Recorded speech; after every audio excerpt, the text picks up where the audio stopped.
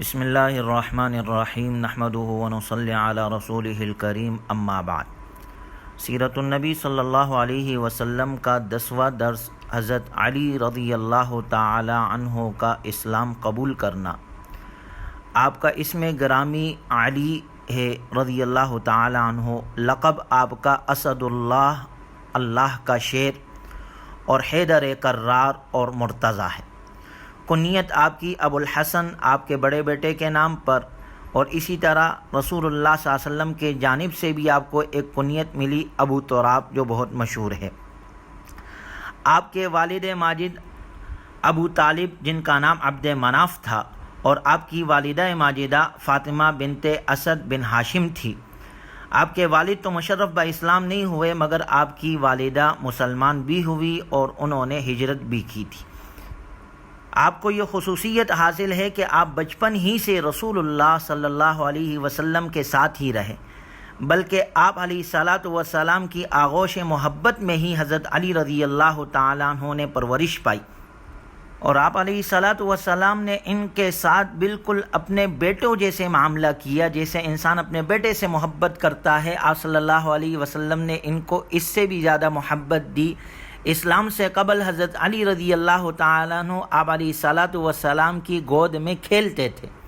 اور پھر ہوا یہ، چونکہ ابو طالب کی اولاد زیادہ تھی اور معاشی طور پر وہ کمزور بھی تھے، تو آپ صلی اللہ علیہ وسلم کے نکاح میں جب حضرت ختیجہ آئی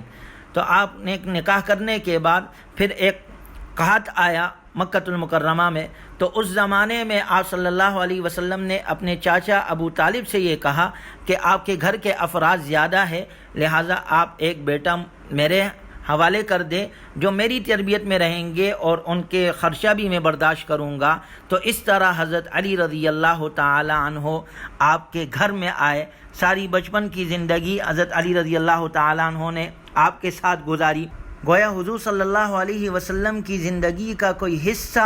ان کی نگاہوں سے اوجھل نہیں تھا۔ حضرت ختیجہ رضی اللہ تعالی عنہ کے بعد سب سے پہلے آپ ہی اسلام لائے۔ چنانچہ ایک مرتبہ حضرت علی رضی اللہ تعالی عنہ نے حضرت ختیجہ رضی اللہ تعالی عنہ کو اور رسول اللہ صلی اللہ علیہ وسلم کے ساتھ نماز پڑھتے دیکھا، تو پوچھا یہ کیا ہے؟ آپ صلی اللہ علیہ وسلم نے فرمایا یہ اللہ کا دین ہے، اور یہی دین لے کر پیغمبر دنیا میں آئے۔ میں تم کو اللہ کی طرف بلاتا ہوں، اسی کی عبادت کرو۔ کہتے ہیں رات گزر نہ پائی تھی کہ اللہ نے ان کے دل میں اسلام کو ڈال دیا۔ صبح ایمان لے آئے، مگر ابتدائی طور پر اپنے والد کے خوف سے اپنے اسلام کو پوشیدہ رکھا۔ سب سے پہلے بچوں کی صف میں ایمان لانے والے حضرت علی رضی اللہ تعالیٰ عنہ۔ مورخین نے اس بات کو لکھا ہے کہ جب آپ ایمان لائے تو آپ کی عمر 10 سال تھی، جس سے ہمیں یہ سبق ملتا ہے، ہمارے بچوں کو سبق ملتا ہے کہ دیکھیں بچپن میں جب حضرت علی رضی اللہ تعالیٰ عنہ نے جناب رسول اللہ صلی اللہ علیہ وسلم کے ساتھ اپنا بچپن گزارا، تو اس صحبت کا اثر کیا ہوا کہ بچپن ہی میں 10 سال کی عمر میں بلوغت سے قبل آپ ایمان لے کر آئیں، جس سے ہمیں یہ سبق ملتا ہے کہ جب بچے اچھے لوگوں کی صحبت میں رہتے ہیں، اچھی صحبت اپناتے ہیں، تو ایسے بچے آگے جا کر اعلیٰ صفات کے حامل ہوتے ہیں، ان میں اچھی صفات پائی جاتی ہے۔ جس طرح حضرت علی رضی اللہ تعالیٰ عنہ نے اپنا بچپن جناب رسول اللہ صلی اللہ علیہ وسلم کے ساتھ گزارا، تو بچپن ہی میں اسلام لے کر آئے، اور پھر بچپن ہی میں ان کی تربیت ایسے ہوئی کہ آگے جا کر یہی علی رضی اللہ تعالیٰ عنہ اسد اللہ، خدا کا شیر کے لقب سے مشہور ہو۔ آگے جا کر حضرت علی رضی اللہ تعالیٰ عنہ خلیفہ چارم بنے۔ آگے جا کر جناب رسول اللہ صلی اللہ علیہ وسلم کی مکی زندگی میں ہم دیکھتے ہیں کہ جب آپ صلی اللہ علیہ وسلم پر ہجرت فرض ہو گئی، یعنی 10 سال کی عمر میں آپ ایمان لے کے آئے، 13 سال کے بعد آپ صلی اللہ علیہ وسلم مکے سے ہجرت کر کے جا رہے ہیں، تو 22-23 سال کی حضرت علی رضی اللہ تعالیٰ عنہ کی عمر۔ جب جا رہے ہیں تو حضور صلی اللہ علیہ وسلم نے اپنے بستر پر کس کو لٹایا؟ حضرت علی رضی اللہ تعالیٰ عنہ، اور یہ فرما کر زندگی کی ضمانتیں دی کہ صبح کو تمام خون کے پیاسے اہل مکہ اور مشرکین کی امانتیں لوٹا کر میرے پاس مدینے آنا۔ یعنی اب آپ جا رہے ہیں ہجرت، اور دشمنوں کی امانتیں آپ کے پاس ہے، آپ نے اپنی امانتیں حضرت علی رضی اللہ تعالیٰ عنہ کی صفت کی، کہا یہ امانتیں حقدار تک پہنچا کر پھر ہجرت کر کے آنا۔ گویا یہ نبی صلی اللہ علیہ وسلم کے اس صحبت کے اثرات تھے، اس اچھی صحبت، نیک صحبت کے اثرات تھے جو بعد میں حضرت علی رضی اللہ تعالیٰ عنہ کی زندگی میں ظاہر ہوئے اور بعد میں جا کر آپ داماد رسول بنے، حضرت فاطمہ رضی اللہ تعالیٰ عنہ کے شوہر بنے، حسنین کے والد بنے۔ تو معلوم یہ ہوا جو چھوٹے اپنے بڑوں کی سرپرستی میں رہتے ہیں وہ ہمیشہ کامیاب ہوتے ہیں۔ آج ہمارے چھوٹے بڑوں کی باتیں نہیں مانتے، اس لیے در در کی ٹوکرے کھاتے ہیں۔ آج کی دنیا میں بڑے صلحاء، علماء یا دنیاوی اعتبار سے جو بڑے عہدے پر فائز افراد اپنے بچوں کو اپنے ساتھ رکھتے ہیں، اپنا تجربہ انہیں دیتے ہیں، اپنے مشاہدہ، اپنے کارکردگی، اپنے کردار اپنے بچوں میں منتقل کرتے ہیں، تو وہی بچے آگے جا کر چاہے دینی اعتبار سے ہو یا دنیاوی اعتبار سے ہو بڑے کامیابی حاصل کر پاتے ہیں۔ اس صحبت سے بچوں میں آگے جا کر بڑوں کا وہ بڑا پن جھلکنے لگتا ہے۔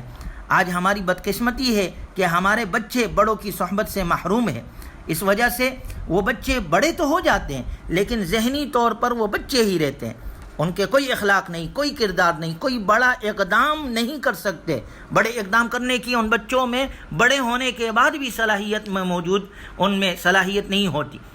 اور آج کے جدید دور کے ماہرین کا یہ کہنا ہے کہ بچوں میں 70% چیزیں بچوں میں مشاہدے کے ذریعے سے آتی ہے، لہٰذا عقل مند لوگ اپنے بچوں کو بچپن ہی سے مشاہدات، تجربات کے لیے اپنے ساتھ رکھتے ہیں، کبھی سفر پر بھی ساتھ رکھتے ہیں، لے جاتے ہیں تاکہ بچوں کو مشاہدہ ہو، سفر کے ذریعے سے وہ کچھ سیکھیں، کیونکہ بچپن کی زندگی میں پیدا ہونے والے صفات آگے جا کر انسان کی زندگی میں کارگر ہوتے ہیں۔ جیسے حضرت علی رضی اللہ تعالیٰ عنہ کی ہمیں مثال ملتی ہے، اس لیے ہمارے بزرگ، ہمارے بڑے صلحاء، علماء اپنی زندگیوں میں اپنے بچوں کو اپنے ساتھ رکھتے تھے، اچھی صحبتوں میں لے جاتے تھے، مساجد لے جاتے تھے، کسی اچھی محفل میں لے جاتے تھے تاکہ بچپن میں اچھی صحبت ملے، اس میں اچھی صفات پیدا ہو، آگے جا کر زندگیوں میں اچھی صفات کے ذریعے سے اس میں نکھار آئے۔ حضرت علی رضی اللہ تعالیٰ عنہ کی زندگی سے یہ ہمیں بہترین سبق ملتا ہے۔ ہمارے نبی صلی اللہ علیہ وسلم کی تعلیمات جس طرح بڑوں کے لیے، اسی طرح نبی کی تعلیمات ہمارے بچوں کے لیے بھی، اس میں بہترین اصول موجود ہے جسے اپنا کر ہم اپنے بچوں کی بہترین تربیت کر سکتے ہیں۔ یہ تربیت حضرت علی رضی اللہ تعالیٰ عنہ نے حاصل کی تو آگے جا کے مدنی زندگی میں ہمیں یہ نظر آتا ہے جتنے غزوات ہوئے اس میں حضرت علی رضی اللہ تعالیٰ عنہ نمایاں طور پر موجود ہے، خاص طور میں خیبر کی فتح میں آپ کا کردار نمایاں ہے۔ چونکہ آپ لکھنا پڑھنا جانتے تھے تو اکثر کتابت وحی کا شرف بھی آپ کو حاصل ہوا ہے۔ اسی طرح صلح حدیبیہ کا جو صلح تھا، وہ جو تحریر تھی وہ بھی حضرت علی رضی اللہ تعالیٰ عنہ نے حضور صلی اللہ علیہ وسلم کے حکم سے لکھی۔ صرف غزوہ تبوک کے موقع پر حضرت علی رضی اللہ تعالیٰ عنہ کو آپ صلی اللہ علیہ وسلم نے روکا، اور اس موقع پر آپ کو یہ بھی ارشاد فرمایا، آپ صلی اللہ علیہ وسلم نے فرمایا انت منی بمنزلۃ ہارون من موسیٰ الا انہ لا نبی بعدی۔ بخاری شریف کی روایت ہے کہ آپ صلی اللہ علیہ وسلم نے حضرت علی رضی اللہ تعالیٰ عنہ سے اس موقع پر فرمایا کہ تم میری طرف سے اس مرتبے پر ہو جس مرتبے پر ہارون علیہ الصلاۃ والسلام موسیٰ علیہ الصلاۃ والسلام کی طرف سے تھے، مگر بات یہ ہے کہ میرے بعد کوئی نبی نہیں ہوگا، یعنی میں نبی یہ آخر الزماں ہوں، میرے بعد نبوت نہیں ہے، لا نبی بعدی، میرے بعد کوئی نبی نہیں آئے گا۔ ہاں خلافت ہے تو حضرت عثمان رضی اللہ تعالیٰ عنہ کی شہادت کے بعد حضرت علی رضی اللہ تعالیٰ عنہ خلیفہ چارم بنے، کچھ دن کم 5 سال آپ خلیفہ وقت رہے۔ رمضان المبارک میں عبد الرحمن بن ملجم خارجی اس بدبخت کے ہاتھوں کوفہ کے مقام میں